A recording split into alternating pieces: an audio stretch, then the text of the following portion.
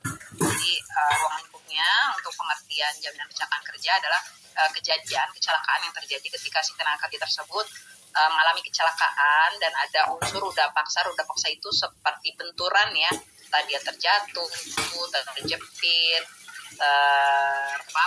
yang jelas ada paparan dari luar kepada si tenaga kerjanya sehingga dia mengalami kecelakaan. Nah, ruang lingkupnya mulai dia berangkat dari luar rumah ya, jadi dia keluar dari pagar itu sudah dilindungi menuju ke kantor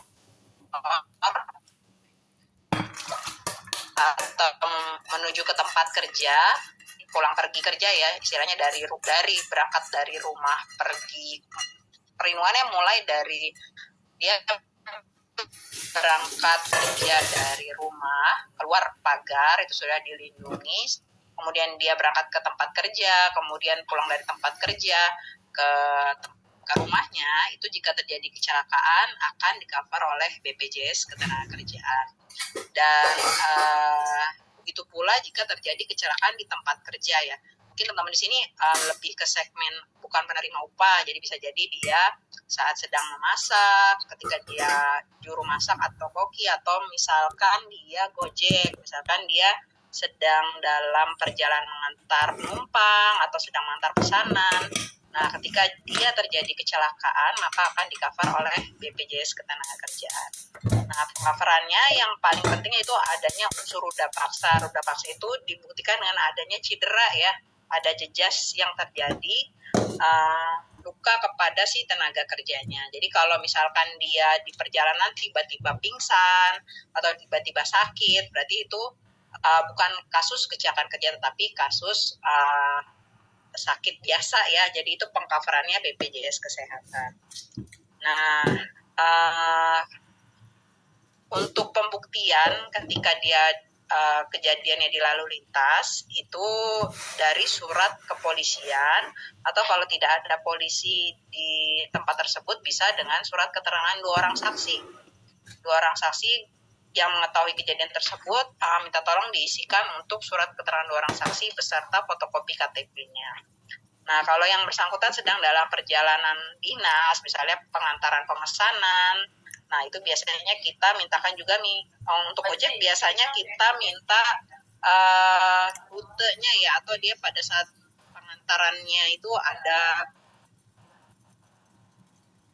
pada saat pengantarannya ada bukti pengantarannya. Jadi kebanyakan di Gojek seperti itu ya. Kemudian tapi kalau dia tidak sedang lagi bawa order Ibu, maksudnya tapi sudah menyelesaikan, sedang tidak ada order, tapi dia kecelakaan bisa juga kan?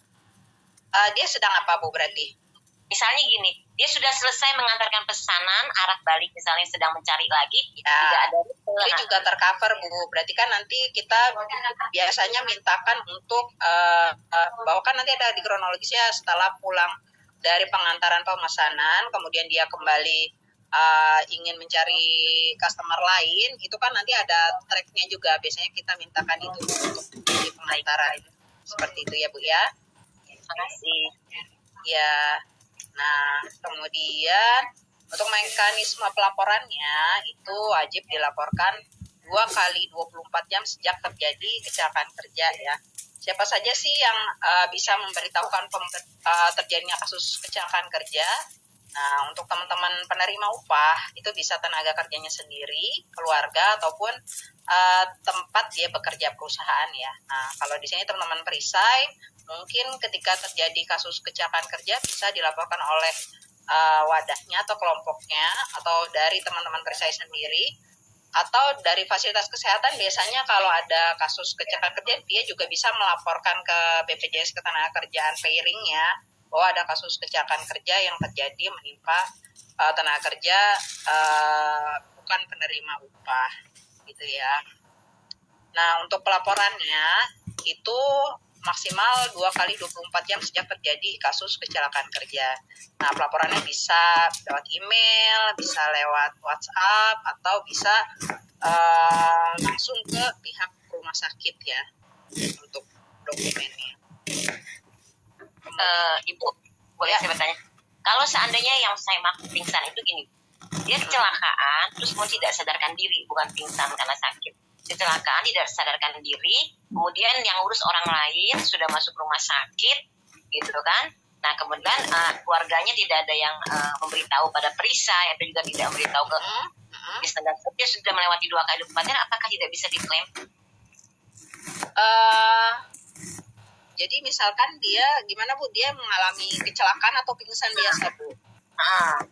Kecelakaan terus kemudian dia tidak sadar, maksudnya jadi dia tidak Ya, bisa. berarti kan ada ruda paksanya ya Bu, kalau memang dia ada kecelakaan kemudian dia sampai pingsan dan dibawa ke rumah sakit. Nah itu pelapor tidak hanya tenaga kerjanya, keluarganya juga bisa Bu. Jadi untuk teman-teman perisai juga bisa menginformasikan ke pesertanya bahwa dia juga bisa menginformasikan ke keluarganya bahwa mereka juga sudah dilindungi oleh BPJS Ketenagakerjaan. Jadi ketika terjadi sesuatu hal, keluarganya juga tahu, oh ini masih bisa menggunakan BPJS Ketenagakerjaan gitu Bu Hera.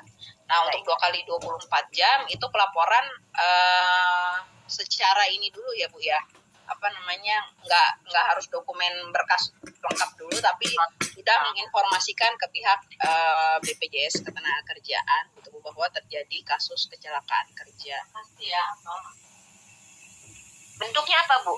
Memberitahu ke Bu, misalnya saya dengan Bu Kristi gitu. Kalau boleh pemberitahuan kronologis ya Bu, kronologis ke Bu Kristi. Tapi untuk dokumen lengkap itu bisa dilengkapi dalam waktu paling lama itu 7 hari ya Bu ya, paling lama. Jadi lebih cepat lebih baik kalau misalkan dia dirawat di rumah sakit, maka bisa langsung keluar. Baik, terima kasih. Ya sama-sama Ibu.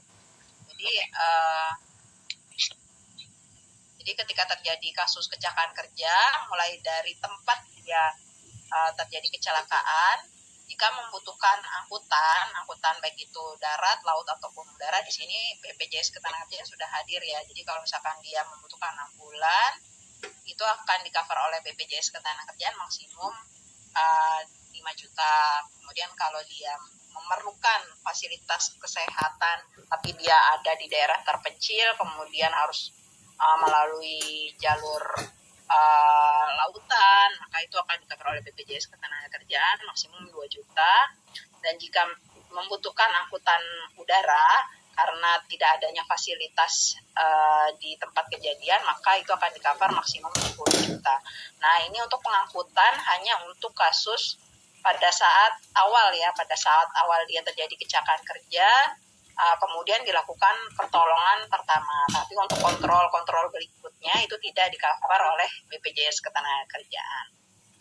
Jadi ini maksudnya untuk saving golden periodnya ya Bu ya, karena kan kalau kasus kecelakaan kerja harus segera diberikan pertolongan. Jadi untuk pengangkutannya itu yang di-cover oleh BPJS Ketenagakerjaan adalah pada saat awal mula terjadi kasus kecelakaan kerja. Kemudian selain pengangkutan, BPJS Ketenagakerjaan juga sudah bekerja sama kan dengan rumah sakit yang dengan rumah sakit puskesmas maupun klinik. Maka teman-teman yang tenaga kerja yang mengalami kecelakaan kerja bisa menggunakan fasilitas kesehatan tersebut, di mana biaya perawatan dan pengobatannya itu akan di-cover oleh BPJS Ketenagakerjaan sesuai indikasi medis. Nah, jadi perlu dipastikan dia kalau perlu rawat inap, kelasnya kelas berapa. Kalau misalkan dia dirawat inap di rumah sakit pemerintah, itu pengcoveran BPJS Ketenagakerjaan ada di kelas 1. Tapi kalau misalkan dia dirawat inap di rumah sakit swasta atau rumah sakit selain pemerintah, itu tergantung negosiasi antara BPJS Ketenagakerjaan dengan rumah sakit tersebut. Biasanya ada di kelas 2 atau di kelas 3. Itu ya, jadi selama perawatan dan pengobatan, jika sesuai dengan kelas perawatannya tidak perlu khawatir karena akan di-cover oleh BPJS Ketenagakerjaan. Nah, selain biaya perawatan dan pengobatan, BPJS Ketenagakerjaan juga akan cover yang namanya STMB, sementara tidak mampu bekerja. Nah, ini bisa diklaim oleh perusahaan jika dia bekerja di perusahaan, atau kalau di sini pribadi berarti bisa diklaim ke BPJS Ketenagakerjaan jika ada surat ini ya Bu ya, surat istirahat dari dokter.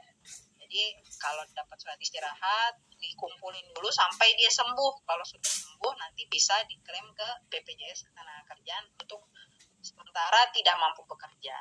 Nah, besarannya ini tergantung dengan iuran yang dibayarkan ke BPJS Ketenagakerjaan. Nah, kalau misalkan sebulan misalnya iuran yang dilaporkan ke BPJS Ketenagakerjaan 3 juta, maka seharinya itu akan diganti oleh BPJS Ketenagakerjaan jika mendapatkan surat istirahat dari dokter, yaitu 3 juta dibagi 30 hari, yaitu berarti berapa sehari? 100.000 ya. Nah, seperti itu Bu. Nah, untuk 6 bulan pertama nanti akan diganti pengcoverannya dari BPJS Ketenagakerjaan itu sebesar 100%, sesuai dengan upah yang dilaporkan ke BPJS Ketenagakerjaan. Jadi ini bisa diklaim kalau ada surat istirahat dari dokter ya Bapak Ibu sekalian. Nah, setelah dia mendapatkan perawatan dan pengobatan di rumah sakit, kondisinya dia bisa, ini kan tergantung masing-masing kondisinya ya Bu, bisa jadi dia langsung bekerja kembali, sehat ya, sembuh berarti. Atau dia cacat. Nah, kalau cacat juga nanti dilihat cacatnya itu cacat fungsi atau cacat anatomis. Nah, kalau ada kondisi cacat di akhir pengobatan, itu nanti akan ada santunan dari BPJS Ketenagakerjaan, tergantung besaran fungsi yang di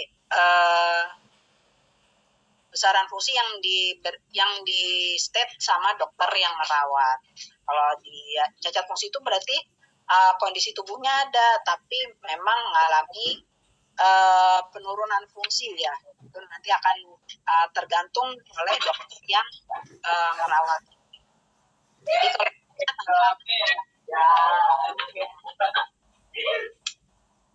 kondisi lain selain dia sembuh ataupun cacat, bisa jadi si tenaga kerjanya meninggal dunia. Nah, kalau meninggal dunia karena kecelakaan kerja, nanti akan mendapatkan pengcoveran santunan ya, santunan JKK meninggal dunia, yaitu sebesar 60% kali 80 bulan upah, jadi atau sebesar 48 kali gaji ya. Kemudian nanti ada santunan berkalanya dan ada santunan pemakamannya. Nah, untuk teman-teman yang masa kepesertaannya sudah 3 tahun, itu nanti akan mendapatkan manfaat beasiswa kalau misalkan dia meninggal karena kecelakaan kerja ya. Manfaat beasiswa maksimum 174 juta untuk 2 orang anak. Nah, ini untuk manfaat tambahan lainnya, jika terjadi kecelakaan kerja kemudian membutuhkan penggantian biaya kacamata, nanti ada penggantiannya maksimum 1 juta, untuk gigi palsu ada plafonnya 5 juta, dan alat bantu dengar maksimum 2,5 juta. Selain itu juga misalnya tenaga kerjanya mengalami amputasi ya, tadi cacat anatomis, itu nanti akan dibantu untuk mendapatkan alat bantu seperti kaki palsu namanya ortose ya, atau tangan palsu jika memang dibutuhkan. Nah, di sini juga kita ada fasilitas home care ya. Home care ini jika memang tenaga kerja tersebut karena keterbatasan fisiknya atau karena kondisi geografisnya yang tidak memungkinkan dia bisa ke rumah sakit BPJS Ketenagakerjaan, maka dia bisa nih mendapatkan manfaat home care. Jadi pihak rumah sakit yang datang ke rumah tenaga kerjanya asalkan mendapatkan rekomendasi dari dokter yang merawat gitu ya. Nah, ini 1 tahunnya sejak direkomendasikan oleh dokter yang merawat, yaitu ada biayanya itu maksimum 20 juta pengcoveran untuk biaya home care-nya ya. Tapi kalau sudah lewat dari 20 juta, maka dia wajib melakukan pengobatan di rumah sakit yang kerjasama. Nah, ini untuk hal-hal yang tidak ditanggung, mungkin Bapak Ibu bisa dibaca ya. Jadi hampir sama sih ini dengan asuransi lainnya. Cuman di sini yang dibedakan, ini alat kosmetik, herbal, obat gosok, ini kan hampir semua obat-obat seperti ini tidak di-cover ya sama asuransi manapun.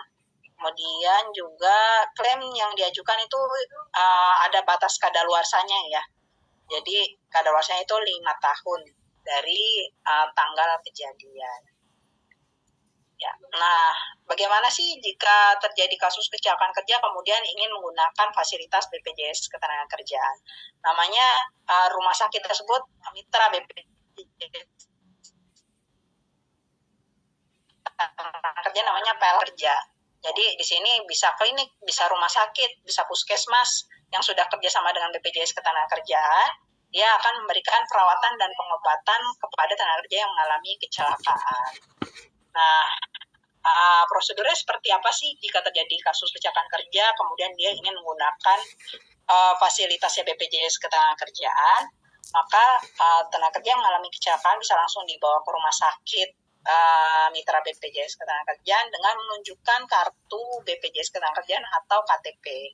Nanti rumah sakit akan mengecek apakah aktif atau tidak. Kalau memang aktif dan memang termasuk dalam kriteria kasus kecelakaan kerja, nanti akan dilakukan perawatan dan pengobatan. Nah, untuk perusahaan wajib melaporkan kasus kejadian tersebut ke BPJS Ketenagakerjaan atau ke rumah sakit dengan melengkapi berkas dokumen maksimum 2 kali 24 jam sejak dia masuk ke rumah sakit. Itu ya, ini untuk kelengkapan berkasnya. Mungkin Bapak Ibu di sini sudah ada yang membantu tenaga kerja yang mengalami kecelakaan kerja. Jadi yang perlu dilengkapi itu kartu pesertanya, KTP-nya. Kemudian kalau ada absensi, dia kerja di perusahaan maka dilampirkan absensi. Tapi kalau dia pekerjaan mandiri seperti asisten rumah tangga atau misalnya dia pedagang bakso atau pedagang gorengan, nah itu kan nggak ada absensi. Nah itu ini tidak kita mintakan. Nah, formulir tahap 1 juga wajib diisi. Jikalau memang dia ada pemberi kerjanya, maka ada stempel dan tanda tangan dari pemberi kerja. Tapi kalau dia mandiri, maka tenaga kerjanya sendiri yang akan mengisi formulir tersebut. Ada formulir tahap 1, formulir tahap 2, sama surat pernyataan PLKK bahwa meyakini bahwa ini kasus kecelakaan kerja. Tapi kalau bukan kasus kecelakaan kerja, dia akan mengcover pembiayaan yang sudah keluar gitu ya. Kemudian kronologis minta tolong dibuatkan secara lengkap, kemudian ditandatangani dan distempel. Jika dia kerja di perusahaan maka ditandatangani oleh perusahaan, tapi kalau dia mandiri maka silakan ditandatangani oleh tenaga kerjanya sendiri.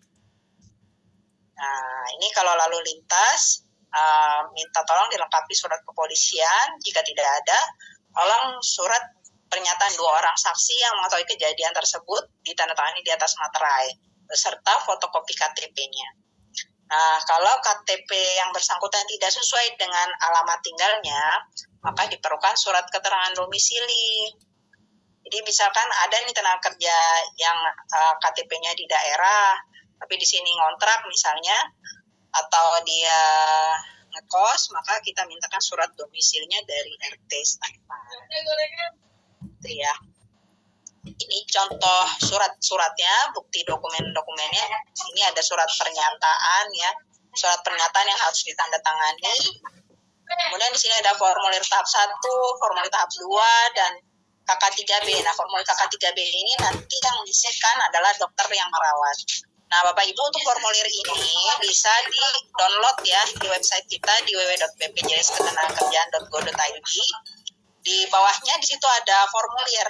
Jadi Bapak Ibu bisa bantu misalnya rekannya ketika ada kecelakaan, bisa download sendiri nih untuk formulir-formulir di website kita.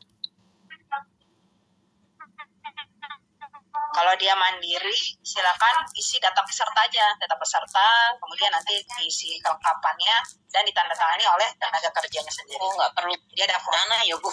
Nggak perlu minta ke kantor ya? Kenapa Bu? Jadi nggak perlu minta ke kantor, kita bisa download sendiri ya Bu? Untuk iya, bisa download di website tuh. Di website kita ada formulir ya.